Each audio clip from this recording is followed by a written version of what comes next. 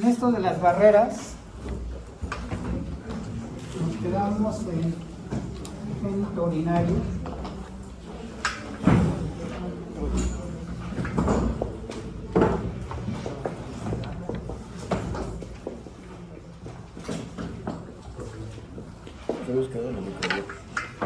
Bueno, entonces en este caso de los elementos, pues volveríamos a repetir la inmunoglobulina A, péptidos antibacterianos, 3,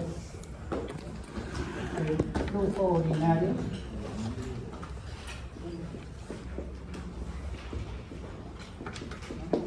4, osmolaridad,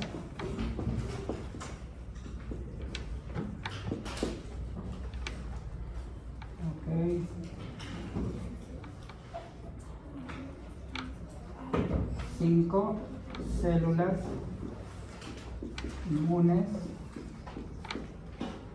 citocinas, de todos los elementos que participan para esta barrera. Bien, entonces serían, quiero checar el término.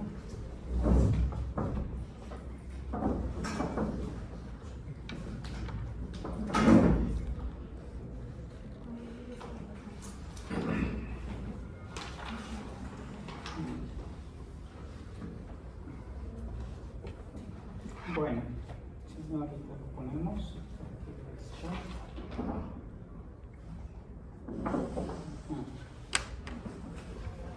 Okay.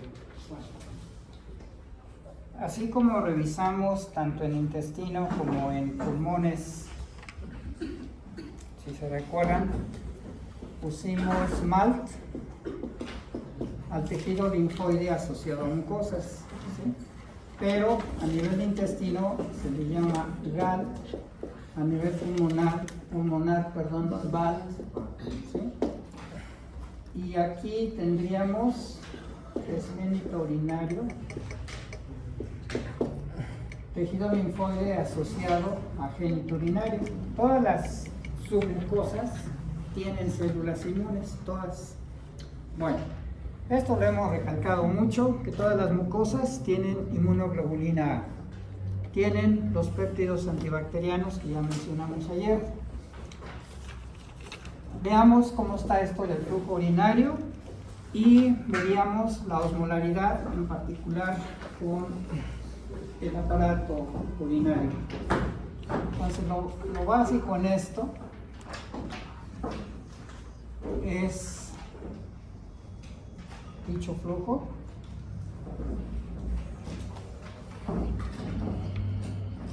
Vamos a poner como ejemplo también uretra femenina, masculina, que es fundamental en estos procesos. Bien, aquí lo importante cuando hablamos del flujo urinario es orinar cuando se dé la sensación como tal, no retener la orina. Veamos el caso de la mujer. Uretra femenina, uretra masculina, los 2 centímetros más externos están contaminados, hay bacterias. Ahora bien, por lógica, si en el hombre la uretra es más larga, la manera ascendente de los microorganismos es más tardado, no así en la mujer, que tiene desventajas anatómicas en ese sentido. ¿Por qué? Porque primero, no hablando coloquialmente, pues no puede adoptar un arbolito como lo hacemos nosotros, ¿no? Entonces, decimos la palabra, voy a mi arbolito, ¿no? Es más práctico, pues, hablando anatómicamente, pero en la mujer, pudor, costumbres, etcétera, retienen la orina fácilmente, pueden ascender y dar infección de vías urinarias altas. desde una uretritis, cistitis, ureteritis, pielonefritis, nefritis, glomerulonefritis, o sea, en todas las estructuras, procesos inflamatorios. Entonces, el retener la orina permiten, sobre todo es E. coli, ¿sí? E. coli, mientras no sea la enterotoxigénica, pero si es E. coli y se va a vías urinarias de manera ascendente, puede dar problemas en todo este sistema. ¿Cuál es lo que preocuparía al final de todo esto? Estenosis, un proceso inflamatorio que es continuo, va a cerrar la luz, uretra, ureteros, puede dilatar, ¿sí? Generar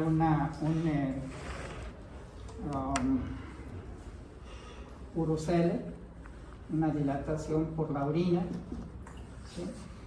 O una hidronefrosis, que sería quistes de orina. Entonces es serio el asunto. Conclusión, un mecanismo de defensa es orinar con frecuencia. No sé ahora la mentalidad ya ahora en las damas, pues en las chicas de hoy, de que ya no tan, con tantos, pues no falsos pudores, simplemente y hacer más prácticos, ¿no? Si hay sensación de orinar, pues buscan un rinconcito, pero que orine, porque si no, vienen todos estos problemas. ¿Sí? Digo, no sé cómo es la mentalidad hoy en las mujeres, pero sí ha cambiado, definitivamente sí ha cambiado. Pero bueno, hay una ventaja anatómica en el caso del hombre. Sería lo mismo aquí en este punto, es ingerir agua con frecuencia. ¿Sí? Eso es bien importante. Si bien ingerimos agua en los alimentos, es recomendable los 2 litros diarios de agua. Es recomendable. Y no refrescos como tal, sino agua. ¿Sí? O sea, cuando nos falta la glucosa, bueno, pues sí, hasta nuestra coca, ¿no? Nos echamos. Y hablo en serio porque sí tiene coca. O sea, ¿por qué le cambia a uno el estado anímico una Coca-Cola? Porque tiene cocaína. Poquita, pero tiene. No se asusten, eso es una infusión. Así como hacemos infusiones de manzanilla, por ejemplo, también en Perú, en Bolivia, es legal echarse su tecito de hojas de coca. ¿Sí? Y sí lo reanima uno. Sí lo reanima, y sobre todo si van a subir pues arriba de los 3.000 metros sobre el nivel del mar, se compone uno. ¿Sí? Entonces, pero es normal allá, claro, llegan a Colombia y pues no pueden pasar sus hojitas de mate, ¿no? Así ya no. Bueno, conclusión, orinar con frecuencia, ingerir agua, y luego viene la parte interesante aquí en la osmolaridad. Y esto conlleva muchos aspectos clínicos. Veamos. Si yo tengo aquí arteriola aferente, luego la arteriola eferente, tendría aquí todo el glomérulo, lobillo renal, luego la cápsula de Bowman, túbulo contorneado proximal, masa de Henle, la rama descendente, ascendente, lasa, distal y colectores. Bueno, ustedes saben que si yo tengo una célula, un eritrocito, y le pongo agua, hay una diferencia de concentración de solutos. Agua sola, agua destilada, pues entonces lo que voy a hacer es permitir que entre y va a estallar el eritrocito, porque hay más sales dentro de la célula. Si al contrario, tomo el eritrocito y ahora le pongo agua, una solución saturada de cloruro de sodio, entendiendo saturado que le eché bastante sal y ya no se puede disolver, ¿sí? Eso quiere decir saturado. Bueno, pues aquí lo que voy a hacer es sacar el agua de la célula y entonces el eritrocito lo voy a ver crenar. Estos conceptos también los usa nuestro organismo para matar microorganismos como tal. Aquí, por ejemplo, la osmolaridad, estas presiones que se ejercen sobre las membranas cuando hay diferente concentración de solutos, pues se mide por la osmolaridad, por miliosmolas por litro. ¿Sí? Entonces la osmolaridad que tenemos en la rama descendente va de los 400, 600, 800 hasta los 1400 miliosmolas. Y ya luego empieza a reducirse, 800, 600, etc. Va reduciéndose. Pero el paso por el asa de Henle, tanto en condiciones hipertónicas, va a hacer que las bacterias mueran. ¿Sí? Pues lo sabemos, la carne salada, cecina u otras carnes saladas, secas, le ponen sal y con eso deshidratan totalmente a las bacterias. No las mata como tal, las deja, tiene un efecto bacteriostático. ¿Sí? Bacteriostático, ¿no? Entonces, ese es el efecto de osmolaridad, ese es el efecto antimicrobiano que tiene la nefrona como tal. No es todo esto. ¿Sí? Si alguno de ustedes tiene curiosidad para ver los glomérulos, váyase al rastro en la madrugada, tráigase un riñón de cerdo, un riñón de res, lo corta y con el mismo celular, ven que ya tiene aplicación de macro, y luego hay unas lentes que se le adaptan perfectamente al celular, aquí unas lentes, y pueden ver perfectamente el puntilleo rojizo. Sí se les pide que el riñón sea fresco, porque si ya tiene tiempo que se sacrificó el animal, hay isquemia en los glomérulos. ¿Sí? Normalmente, eso es rutina en los laboratorios de anatomía patológica, cuando se toma una biopsia renal, para ver si fue adecuada la biopsia, se coloca en el microscopio estereoscópico la biopsia y se deben ver los puntitos rojos, que son los glomérulos. Entonces ya se procesa como tal, y si no, se le avisa al cirujano o al nefrólogo que la biopsia es insuficiente, no permite hacer diagnóstico de lupus o proceso infeccioso, etc. ¿Sí?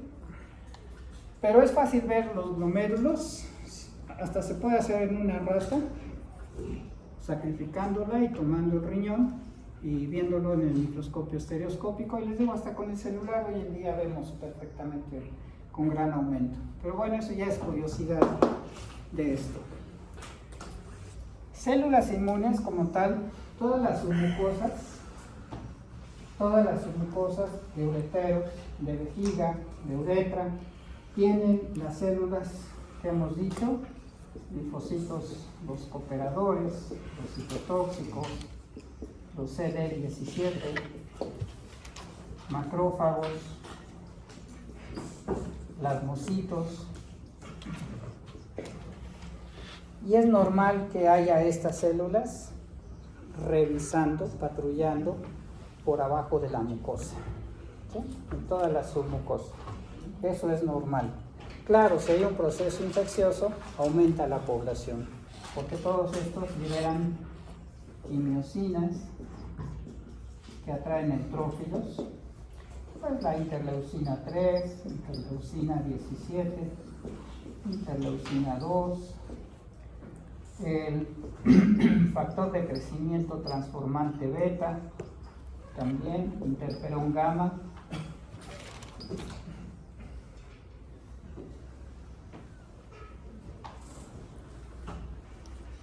Los dos principales aquí es el flujo urinario y la osmolaridad. Son los mecanismos microbicidas que tendría. Tengo una duda. Se supone que pues, la orina termina siendo estéril, ¿no? Ajá, normalmente. O algo así, ¿no? Sí. ¿Qué pasa? Y teniendo en cuenta este proceso que dice para ocupar la osmolaridad a favor, ¿qué pasaría con alguna, por ejemplo, bacteria que tenga por ejemplo, endosporas o algo así, y que de por sí ya está deshidratada esa forma de la bacteria. ¿Hay otro mecanismo para esos casos o no? No, los organismos, las esporas tienen en parte quitina. Es ahí donde nos enfrentamos a problemas. Esta quitina tú la ves en esporas, la ves en quistes, la ves en los huevecillos, ¿no? Entonces difícilmente, nosotros no tenemos quitinasa, en pocas palabras.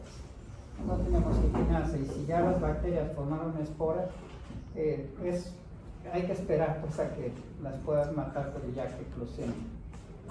Sí, no, ahora, tienes razón, o sea, todo esto es un sistema estéril, pero sí tenemos casos de glomerulonefritis, sobre todo en pacientes con diabetes, en los que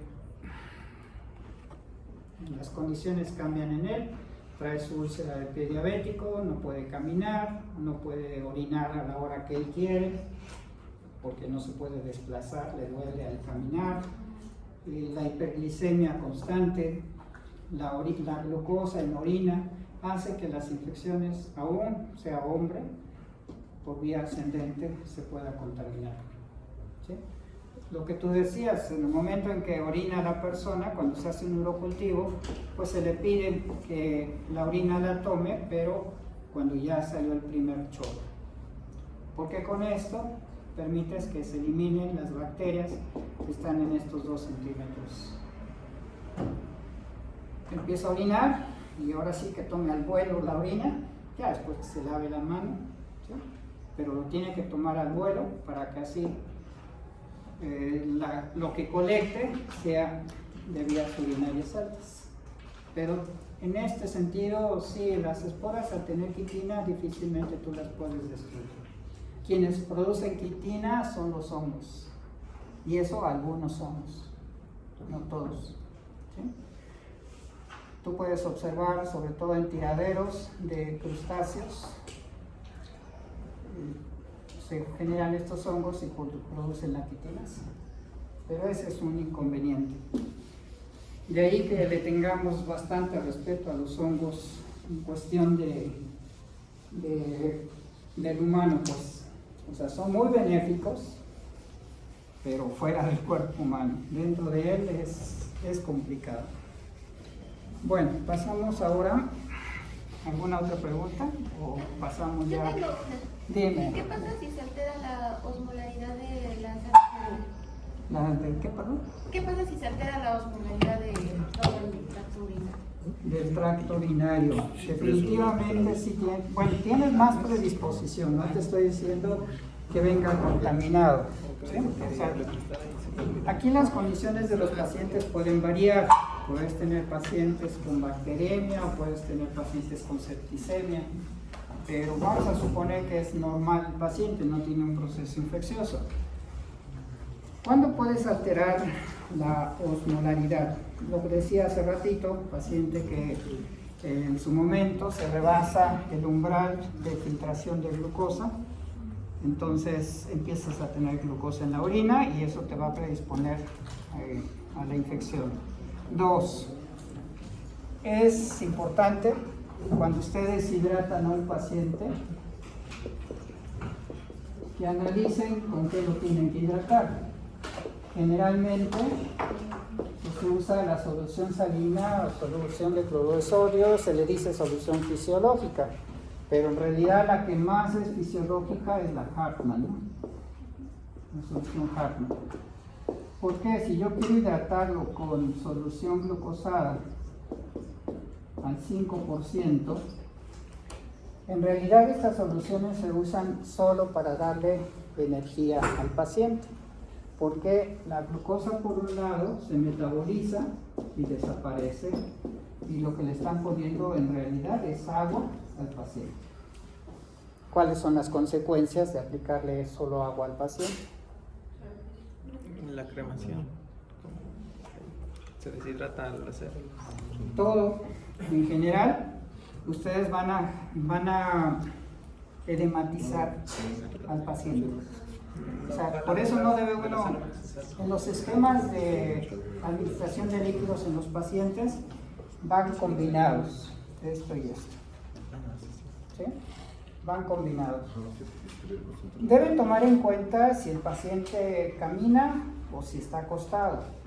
Si está acostado, retiene más líquidos. Eso es bien demostrado. Entonces hay que tener mucho cuidado en darle menos requerimientos de líquidos cuando el paciente está acostado. Y eso es bien curioso. Le dan los requerimientos normales. Está acostado el paciente, ¿estás con nosotros, Muy? ¿Sí? Está acostado el paciente, ya lo dan de alta, empieza a caminar y empieza a orinar, pero terrible. ¿Sí? Y no era que tuviera una falla renal, simplemente la misma bipedestación hace, la misma gravedad hace que se estén reteniendo líquidos. Entonces tengan en cuenta eso, aunque los libros les digan, pues eso es una enseñanza práctica, porque aunque los libros dicen, no, pues hay que calcular por kilogramo de peso, por día, 24 horas, cargas, etcétera. Sí, pero hay que darle un poco menos, porque la experiencia ha demostrado que aun cuando están todos los libros con cálculos exactos de pérdidas insensibles y de cálculo de pérdidas urinarias, el paciente empieza a edematizarse. ¿Cuál es el problema si usamos solo esto, ya para contemplarlo? Es un edema pulmonar. Empezamos a escuchar estertores en los campos basales de los pulmones. ¿Sí? Lo peor es un edema cerebral. La lógica es, si yo tengo agua y tengo mis células que tienen más solutos, se mete. Estoy generando un edema cerebral. ¿Sí? Entonces, ahora, ¿cuándo si uno usa esto? Cuando queremos deshidratar al paciente para eliminarle el alcohol. Y eso se lo saben bien los médicos residentes, ¿no? Ustedes pues se lo saben bien. Están de guardia y ocurre una urgencia y andan todos mariachis. Y además va a llegar el jefe de servicio. Entonces se canalizan su solución glucosada más un dextravo. Esto me lo platicaron pues. Es al 50%, unos 50 mililitros. Se le coloca esto a la solución glucosada y a chorrocrisis y empiezan a orinar alcohol y se les baja el cohete, pero muy rápido. Y ya, listos para el pase de visita del jefe. Bueno, no anoten esto.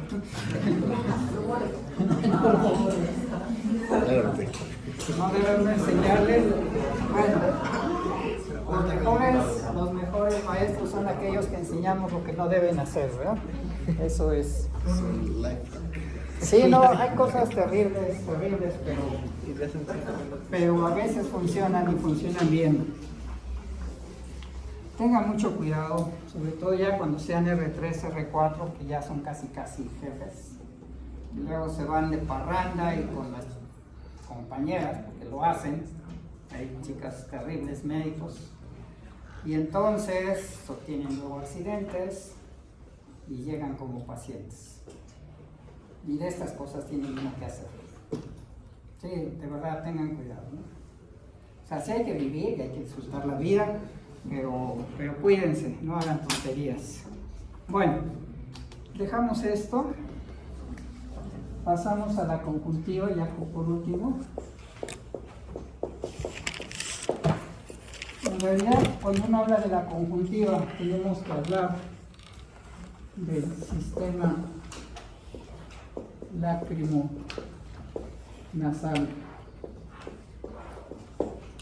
porque propiamente esto es lo que le va a dar la protección al ojo. Tenemos la glándula lagrimal, tenemos aquí la carúncula, es una elevación de tejido, tenemos un orificio y luego viene el conducto lacrimonasal. Se comunica del ojo a la mucosa nasal, ¿sí? No nos damos cuenta de ese escurrimiento continuo de lágrimas.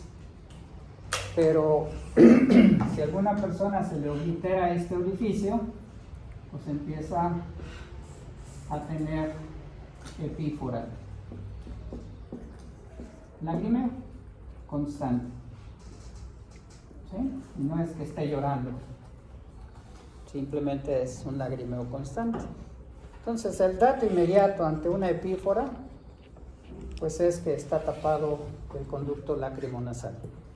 Y bueno, el oftalmo ya se la sabe bien, anestesia y le entra con una cánula, ¿sí? Una sonda, y destapa bien esto. ¿En quiénes puede ser frecuente? Pues quienes no se quitan todas las secreciones nocturnas, no se lavan con cuidado los ojos. Se dice que los ojos no se tocan, pero igual si no los lavamos con cuidado, pues se van a tapar la carúncula. Ahora, continuamente las lágrimas están escurriendo aquí y el párpado superior es el que lo barre todas las lágrimas y está limpiando constantemente la conjuntiva. ¿Sí? Las lágrimas como tal, aparte de ser un lavado continuo, digamos que es un flujo hídrico, también contiene lisozima. Tiene inmunoglobulina A. En todo lo que sería la submucosa de la glándula lagrimal y del conducto lacrimonasal, en todo esto tenemos células inmunes.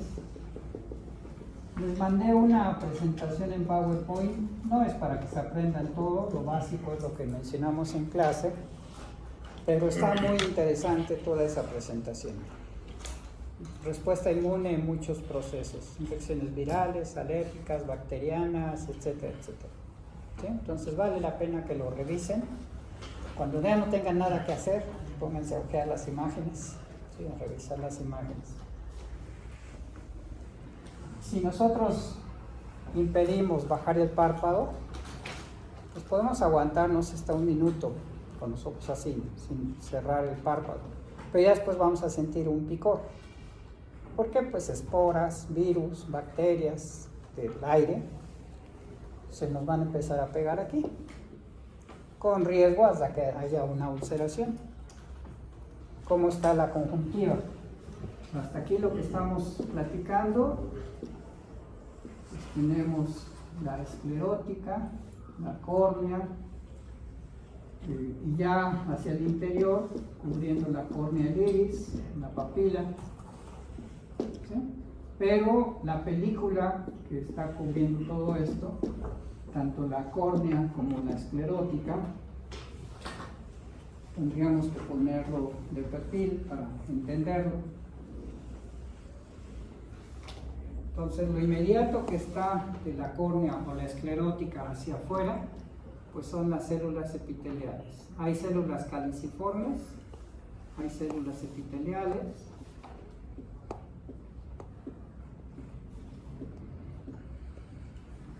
Después de estas células tenemos una capa de mucina, proteínas. Hay varios tipos de mucinas. Después de esta capa tendríamos la otra que sería de líquido, de agua. Y por último tendríamos la capa lipídica. Entonces realmente la conjuntiva, esa telita que nos está cubriendo la superficie del ojo, está compuesta por 4 capas. Las células propiamente dichas, epiteliales y caliciformes, la capa de proteínas, de mucina, la capa acuosa y la capa lipídica. ¿Sí? Sí, debe uno tener mucho cuidado, mucho cuidado. A veces los mexicanos somos terribles, ¿no? Podamos el pasto con la desbrozadora y eso proyecta piedras y varas. Entonces siempre debemos ser cuidadosos, igual cuando cortamos metal o madera, pues siempre usar los lentes. No está por demás siempre la seguridad. ¿Sí? la protección es fundamental, porque cualquier proyectil puede fácilmente penetrar el ojo. Entonces no confiarse. Segundo, los procesos infecciosos también pueden romper toda esta capa. La misma lisosima, que es del lagrimeo, está limpiando constantemente. Pueden hacer el experimento y quedarse con los ojos así abiertos un minuto y van a ver que van a empezar a sentir un escozor, ¿sí? Pero no es recomendable que lo hagan, definitivamente. Tenemos citocinas, aquí voy a ir anotándolos, células inmunes, de las mismas que hemos estado insistiendo en todos, los T operadores, los T citotóxicos, los T CD17,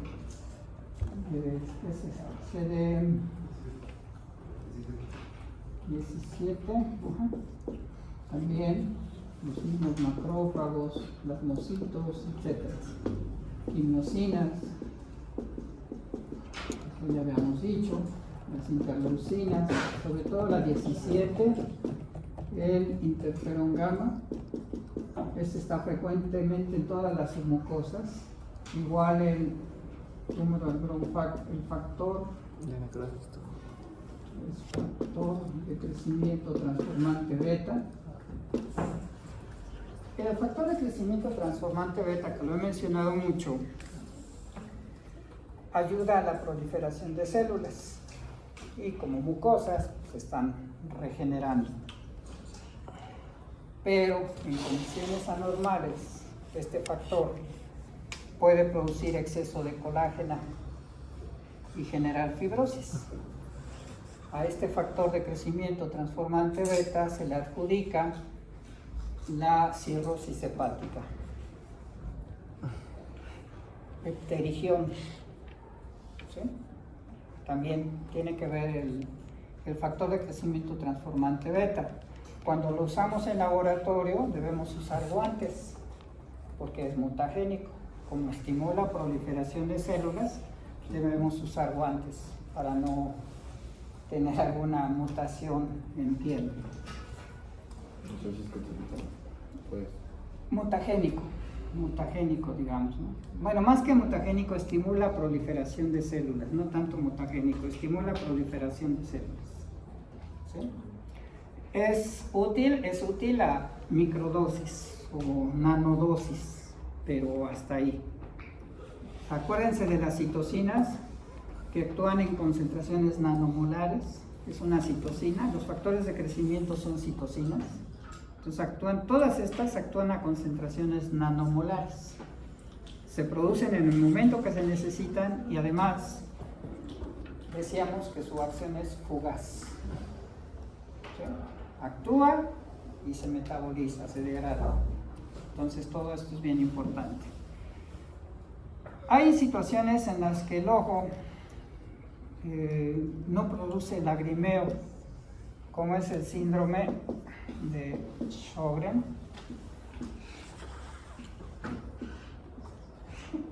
Este síndrome de Sjögren es autoinmune, es una enfermedad autoinmune, y entre ellas se caracteriza la falta de salivación y lo que se llama el síndrome de ojo seco. Las personas tienen que estarse colocando gotas. Este síndrome también puede aparecer por el uso crónico de lentes de contacto, ¿sí? O el uso crónico de antibióticos a nivel ocular. O sea, si hay un proceso infeccioso, pues hay que resolverlo de manera inmediata.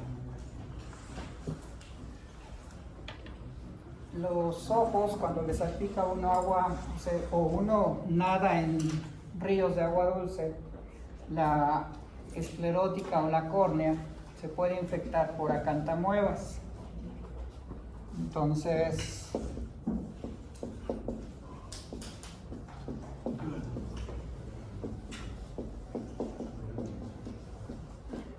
estas amibas también se pueden ir por vías aéreas superiores.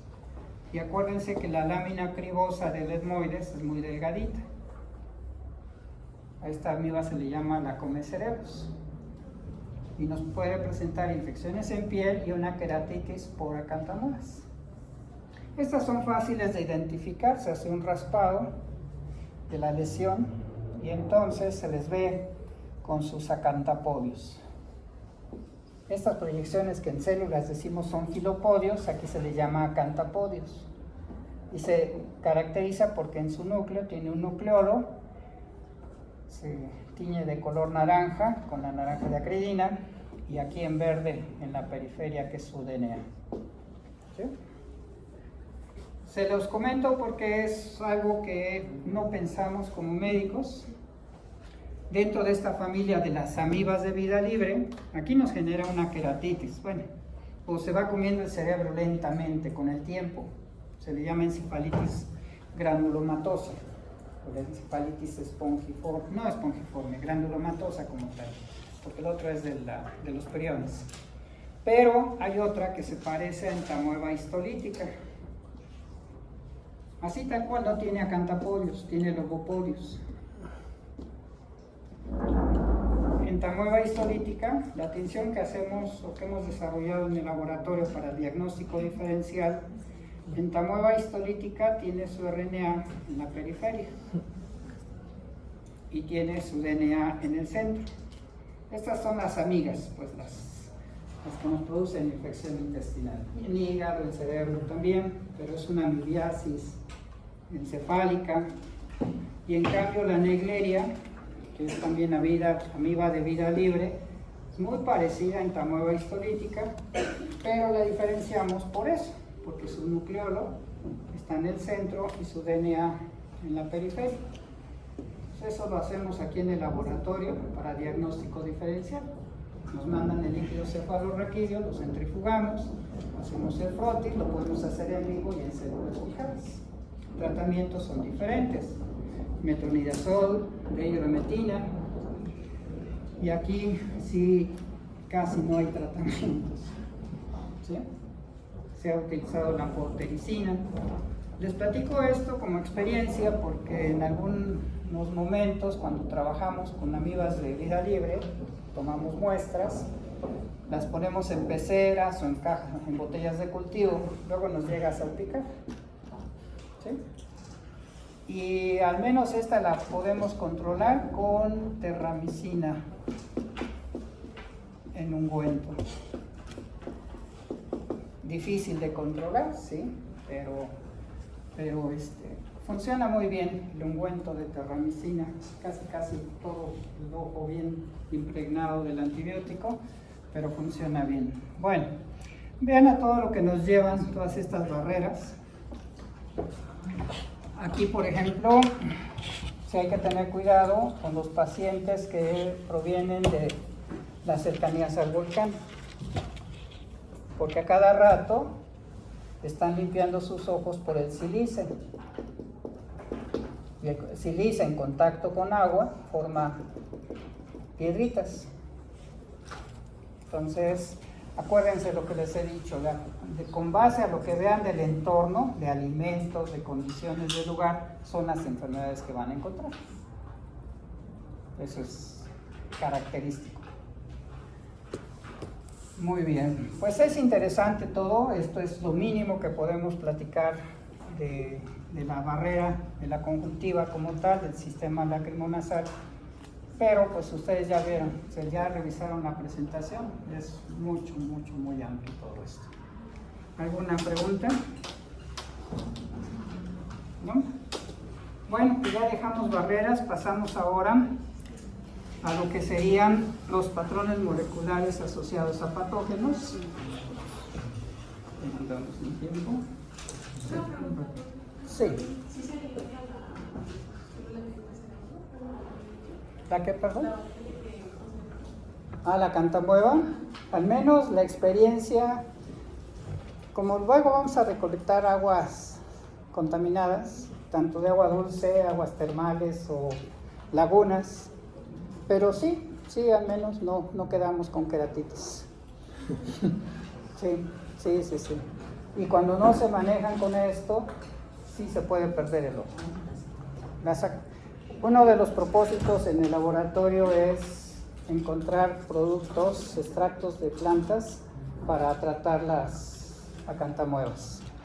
Entre ellos se ha usado esta familia de las butlejas, de las especies de butlejas, globosa, cordata y otras más. Pero hacemos los extractos porque tienen antioxidantes, tienen flavonoides, tienen terpenos, polifenoles y todas estas moléculas también tienen efecto microvicida. De hecho, algunos de estos extractos, ya patentado todo el proceso, se usa en el pie del diabético. Y sí, su efecto es más sobre los biofilms. Como tiene ácido salicílico, el ácido salicílico quita biofilms de las bacterias de la gangrena seca y gaseosa. Entonces tú le pones el producto farmacéutico ya en crema, ya elaborado con estas cosas, se lo pones en la herida y le quitas toda la baba. Aparte de lo que les he dicho del cloro, ya lo veremos cómo actúa esto. Le ponemos estos extractos y sí, tal cual le quitas la crema y se viene toda esa baba, que es biofilms, y te va limpiando bien bonito la herida. Te deja un tejido de granulación precioso. No sé si ya les mostré algunas fotos de esto en algún momento. Sí. No, nos enseñaron como las heridas, pero no el tratamiento. Ah, bueno, es que ya, ese ya es el negocio, ¿no? No es cierto, pero bueno, sí es cierto. Pero bueno, se los voy a compartir. Lo que no puedo compartirles son detalles de esto porque firmo documentos de confidencialidad. O sea, ya de preparación y patente y todas esas cosas. Ustedes pueden entrar al INPI o al OMPI. En el INPI es el Instituto Mexicano de la Propiedad Intelectual y ahí van a encontrar la patente de lo que les estoy diciendo, ¿sí? Pero hay cosas que no puedes decir porque se firma documento de confidencialidad. Si yo divulgo todo esto, pues ya valí porque me demandan. Entonces, con la gente con la que colaboro en esto, como negocio, como tal, pues sí firmo un documento de confidencialidad semejante a un consentimiento informado, semejante a un contrato. Por ejemplo, en investigación, si alguno de ustedes llega al laboratorio, pues tienen que firmar un documento en el que todo lo que se descubra en el laboratorio es del laboratorio, o en un momento dado, si se les va a pagar por ello, firman también que si hay, por ejemplo, los laboratorios de investigación de las industrias farmacéuticas, te dicen, tienes este sueldo, 80,000 al mes, por ejemplo, pero todo lo que descubras es para nosotros. O bien tienes el sueldo de 20,000 al mes, pero tienes una participación del 0.005% de lo que descubres. Ya a uno le toca escoger. ¿Sí? O sea, lo que hay que ser abusados son sus ideas. O sea, ¿cómo creen que diseñan tanto instrumental para tantas cirugías?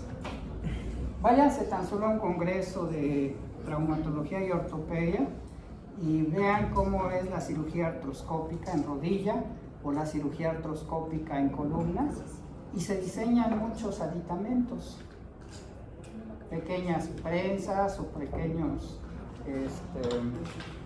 tipo esto de los coches, como tipo gato, abren los espacios, cortan y quitan el exceso del cartílago que está herniado, comprimiendo ahí el cojín, pues los cojines articulares, lo cortan y liberan la compresión hacia el nervio y cierran. O sea, ya la cirugía de columna es fascinante, pueden buscar videos de todo esto y animaciones y van a ver que ya no es tan invasivo, pero todo eso lleva patentes de cositas. Entonces, el mundo de las patentes no tenemos esa cultura en México, pero es de lo que viven la mayoría de los investigadores en Estados Unidos y en Europa. Por eso patentan mucho. Ha cambiado la filosofía. ¿El producto que dices se llama Tandogama? No, se llama Kerato. El producto es Kerato Pero hay otros, por ejemplo, que también tienen actividad regeneradora, como es el quitosan, también. Y hay otros que usan el factor de crecimiento epidérmico. ¿Sí?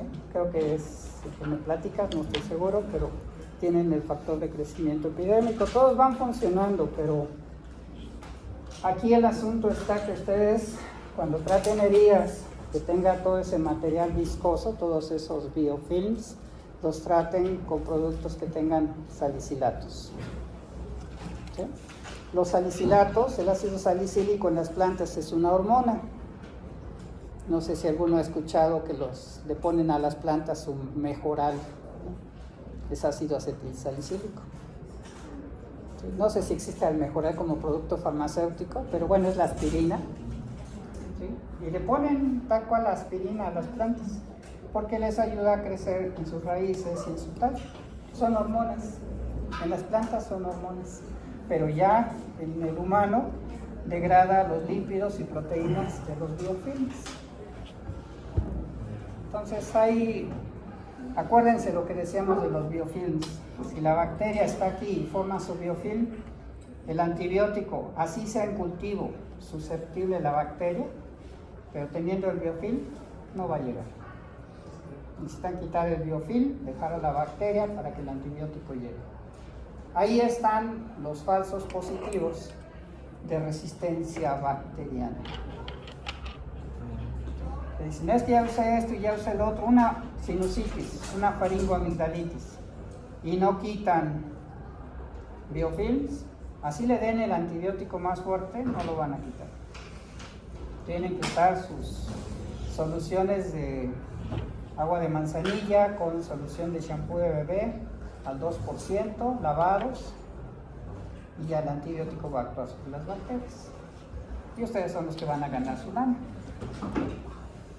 En abscesos mamarios, por ejemplo, ya veremos con el neutrófilo igual, el agua oxigenada, cómo funciona. Pero también ahí en los abscesos mamarios hay que utilizar degradadores de biofilm. Ahorita suena medio así marciano, pero un expectorante fluidifica secreciones. Si ustedes lo preparan al 1 o 2% el fluidificante y hacen lavados de abscesos mamarios, están quitando los biofilms. Pero ahí sí les voy a platicar un poquito, ya cuando veamos neutrófilos, cómo hacemos las curaciones. No puedo dar detalles de productos como tal, ¿no? Pero sí de cómo hacen las curaciones. ¿Vale? Bueno, nos vemos mañana. Doctor, ¿por qué dice que el quitosano se ocupa para los ojos? ¿Mande? Se ocupa para